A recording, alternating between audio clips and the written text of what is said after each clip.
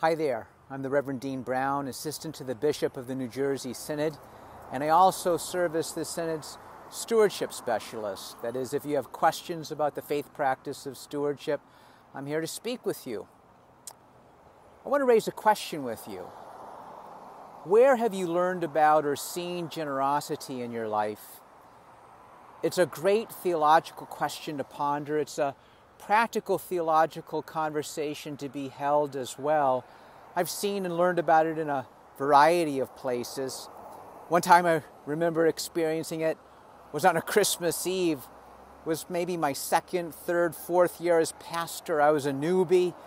It was 4 o'clock at night. We had our full service, so busy.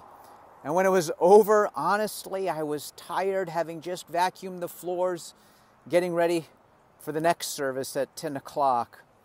And right about then, in this snowy weather, it was cold outside, just as I was going to lock the doors, a man came through the doors, walked up the stairs.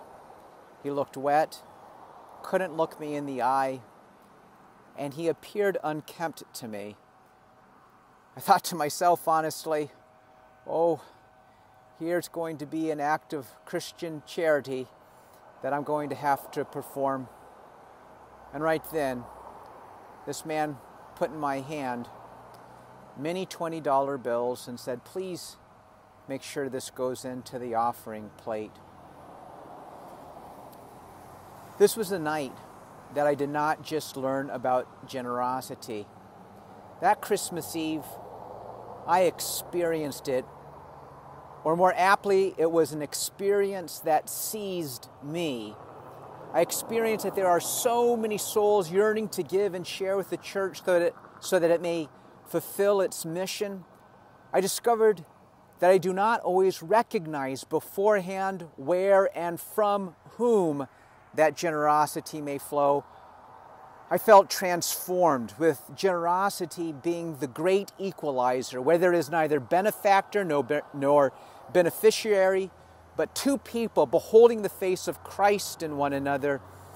And I encountered the generative nature of generosity through that soul's act of giving, inspiring my own.